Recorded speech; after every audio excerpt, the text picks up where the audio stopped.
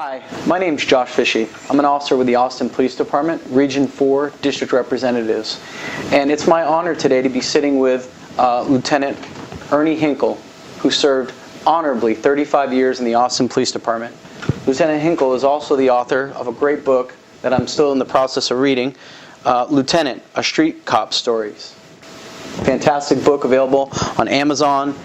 Lieutenant Hinkle and I are going to sit down for a few minutes here and talk about Blue Santa, the history of Blue Santa, and how the program grew under his tenure. Who some of the people were behind the organization and the creation of that, what the program is today. Thank you for joining me today, Lieutenant. It's a pleasure to be here, Josh. Thank you very much for driving way up here. I know it's a long drive. Well, we enjoyed it. Lieutenant, you said the Blue Santa program started in 1974. Can you elaborate on that and tell us what sparked the creation of that unit? What was the motivation behind the creation of the Blue Santa program? Well, Josh, Chief Bob Miles, our chief at that time, decided to open up a couple of storefronts in our, at that time, high crime rate area. It would have been, we opened up one at 7th and Canadian and one out on Metropolis Drive. Primarily our objective was to meet all the people living in that area on a different standard than we normally respond to a call.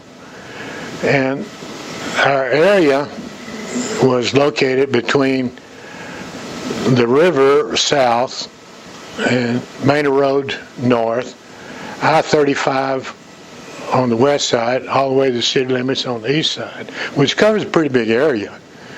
The storefront that we were working out of on 7th and Canadian was really a hot spot for, and we were trying to encourage people to come in and meet the police, and the police go out and meet them on a personal basis.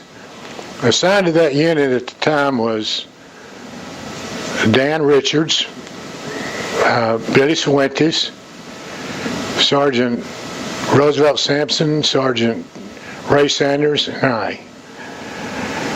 We primarily were attempting to just go out and go to the houses and meet people, and go to the stores and meet people.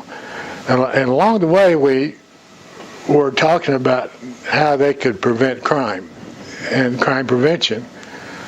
And the truth of the matter is, when we talk about crime prevention, none of us really knew what we were talking about other than maybe locking your doors, locking the car doors, and be aware of the area around you, what's going on.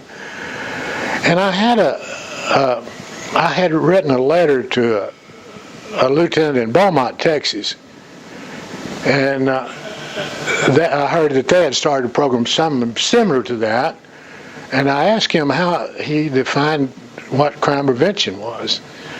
And he gave us a definition of, and I hope it's still the same, he gave us a definition of crime prevention is the anticipation, the recognition, and the appraisal of the crime risk, and the initiation of either some action to remove or reduce it. That's exactly it. Well, you know, it made a lot of sense. Now we knew we could operate better. Incidentally, it wasn't long after that we began to send people to crime prevention school down Southwest Texas. But at any rate, we were meeting a lot of people, and I thought doing a lot of good talking to people. But what we found out is that a lot of people that we contacted were older people that had very little, or we had a mother that had several kids and no father. And it didn't take us long to realize that a lot of these folks are not going to have much for Christmas. And so we were sitting around the office, and I think it was probably early October, trying to come up with some way that we could do something different. Not that we felt like that we wasn't doing a lot. We were working an awful lot of hours, and we had now had already contacted the car lots and the stores, and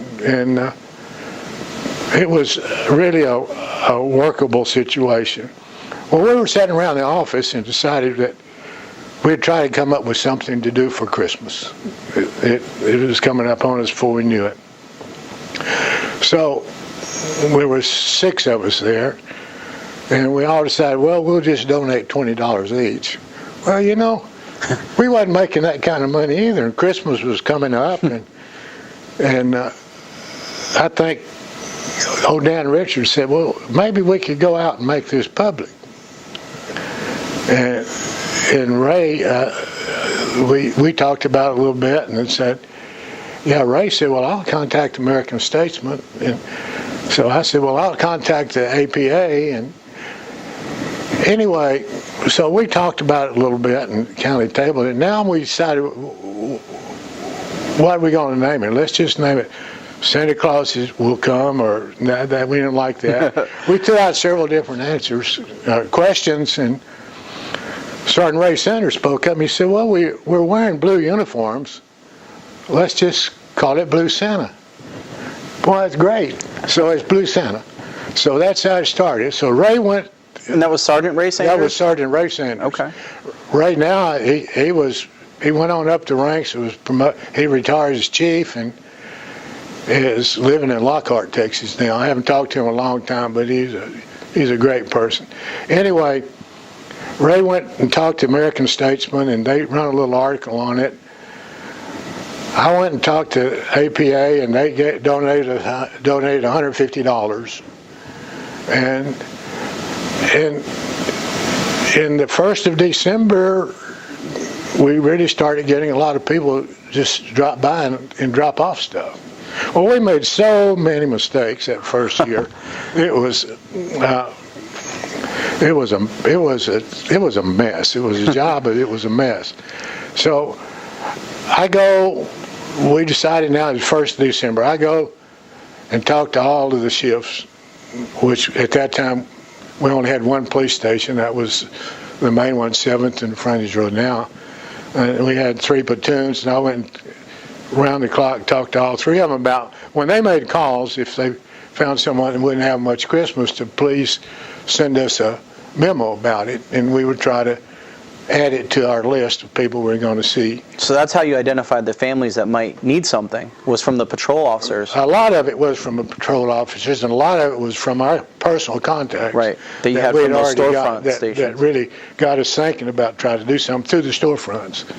Anyway, the closer to Christmas it got, it's kind of heartwarming. Austin is a real forgiving, the people are great. They're a real forgiving, giving people. And they started sending checks into Blue Santa, and the Spurs of University of Texas brought us a check and volunteered to help us deliver the packages. At any rate, the first year, as I remember, and it's going to be pretty close, we delivered about 85 packages to 85 people, which represented about 600 people, because a lot of them had 7 or 8 kids that would not have had a Christmas probably without their gifts. We made a lot of mistakes the first year. We delivered on Christmas Eve. You would think that would be the time that Santa Claus is coming, but it wasn't. It sounds ideal in theory. It sounds great, but it took a lot of work, and a lot of people wasn't there, and a lot of other people were coming. And anyway, we decided right then, next year, if we have it next year, we're going to do this different, at least 3 days ahead of time. But at any rate, there's a heartwarming stories. The first year, I'll never forget this. This old black man drove up in an old truck. He had a case of chickens, live chickens. And he said, guys, excuse me. Take your time, LT. I don't have much. but these chickens will make somebody a good dinner. And he left those freaking chickens there. The first thing a couple of them did, got out of the coop, and we had to run them down 7th Street. Finally got a coat hanger and made an end on it and got them back in. And anyway, he told me, he said, I want my coop back. So we gave all those chickens to some people out on the Topless Drive, and I think they killed 3 or 4 of them. He kept a couple of them, but it worked out good. But there was a lot of heartwarming stories, people giving that couldn't afford it. Anyway, that's basically how the Blue Santa got started in Austin. So you mentioned some things that didn't go so well the first couple of years, or that first year rather. Obviously delivering on the Christmas Eve, that had to be tough. You know, probably had a lot of no-shows and things like that, non-committals. What were some other things, challenges that you faced that first year? Well, one of the things that first year, we all was late getting home for Christmas.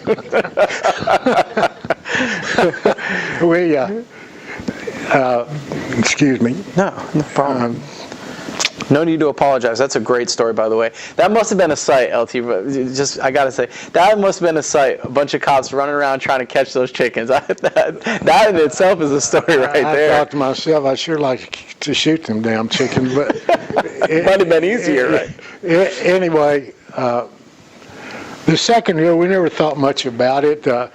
One of the things that we found and that worked in real good, in addition to I almost forgot of an important thing. L East Produce at that time had his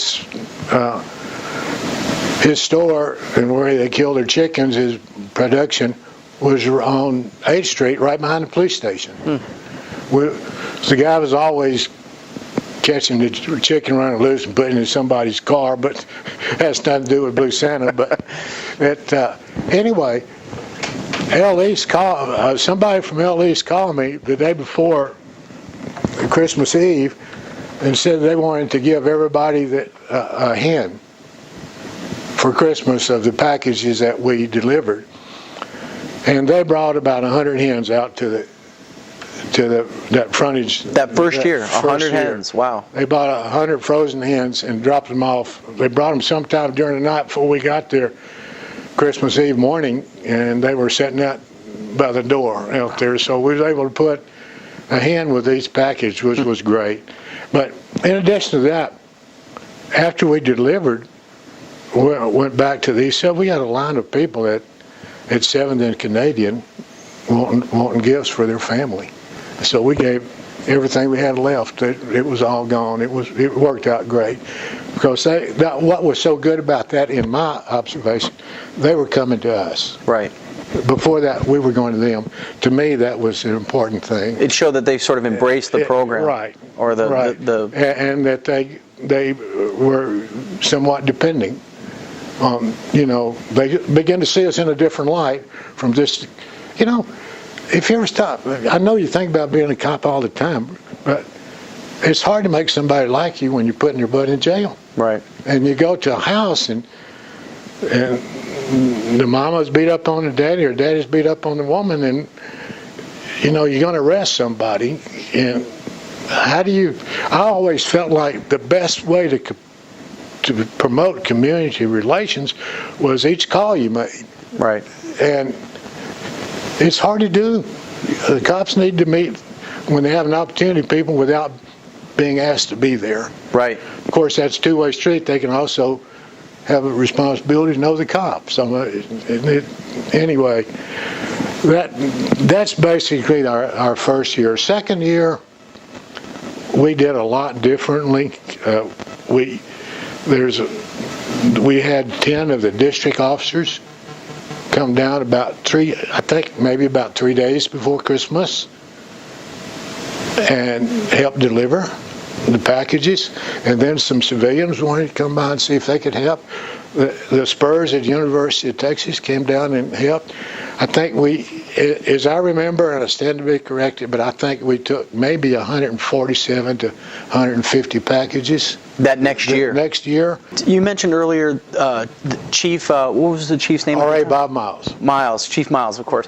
And Ram. he started these storefronts. And it gave you the opportunity to meet people other than when they were getting a ticket or being arrested, or was able to meet them on their own grounds.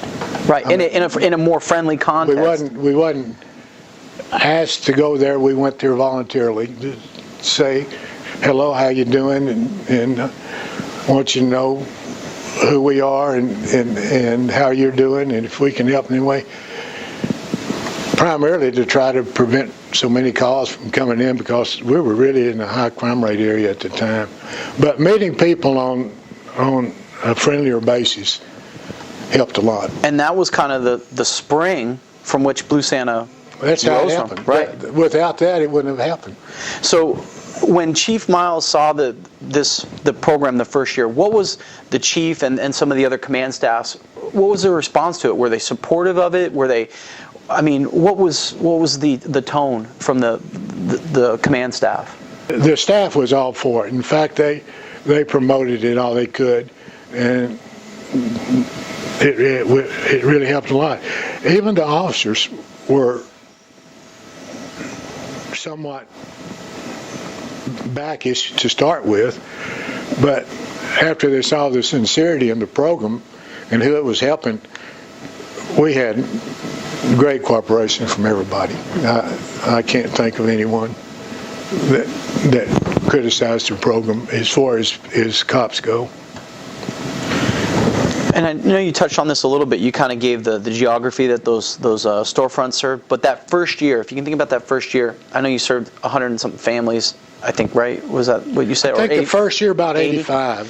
What packages that we delivered. Okay. A lot of people came to the storefront, but we didn't keep count. We just gave what we had left. What geographical area did those 85 packages span? Was it in that? Basically, it was all East Austin. It was from down on Holly Street in that area all the way up to 19th Street and out on Manor Road in that geography area. And did people come and pick up the packages, or did officers go out and deliver them? We delivered them. Do you remember any of the families? Do you have any memories of, or any stories about any family's reaction that first year? Does anything stand out to you? I think the thing that stood out to me the most was not necessarily the families that we delivered to, but the people who came to the storefronts later, that Christmas Eve night, that wanted to know if we had anything that they could take to their family. And I remember this one Hispanic lady. She had 4 kids with her, and she had made a comment that she saw a police car take a package into a house right down the street from her, and which I believe that she lived over on Canadian Street, and she wanted to know if we might have anything for her kids, because without that she wasn't going to have anything. Somebody had brought a package over there, but there was no toys in it, and I think there was some candy in it, she said, and they appreciated that, but they would want to know if we had anything that they could have. That stood out to me, and to see the kids have a stuffed toy, or one of them I remember had a toy on a little string that he was pulling down the street when they left there, and that was, that was mission accomplished, right? Yeah. Lieutenant, you and I have been speaking about Blue Santa and the formation of these storefronts that Chief Miles had kind of opened up, and really out of that, where you were going out and meeting people in the community in a a non-911 call-driven context, but going out and meeting them in a just a consensual way and getting to know the people of the community. And it was out of this community sort of outreach and community policing model that Blue Santa kind of sprung forth. Is that right? Well, Josh, I think primarily when we're talking about Blue Santa, you got to think about police-community relations, because in essence, that's exactly what it is. And police-community relations could never really exist without the officers being involved on a personal basis with the citizens. But it's got to be a two-way street. Officers can't do it by themselves. The citizens have got to step up and help support the officers. But an officer contacting an individual without a 911 call or without having to put somebody in jail is very meaningful to that individual. And as an officer has an opportunity to do it, and there's no better opportunity to do it than when you make a call and leave there with the idea that if I don't have to arrest somebody, maybe I can help them with whatever their problem is, and put an effort in to do that. That is police-community relations. So I had a secondary goal here today with the interview, learn a little bit about the history of my unit, which is the district representative unit, and I've learned that basically today's modern-day district representatives can really trace their roots back to what you and those other officers that you identified with those storefronts, and really the Blue Santa, that relationship between the community outreach and community policing model and Blue Santa are really kind of the precursors to the modern day district representatives. Josh, it sure seems to me like that you're doing a lot better job than we did back in my day with that. When we're talking about police-community relations, that's exactly what it is. I don't know how you could look at it any other way. Let me just ask you, one final question, if I may, and that is, seeing where the program is now, and the hundreds and hundreds of people that have been served by Blue Santa since you retired, what kind of feeling does that leave you with? Are you? It's got to be kind of. You feel pride? Do you feel a sense of accomplishment to look back and know that the success of today's program really was on the backs of you and the work that core group of officers did back in 1974?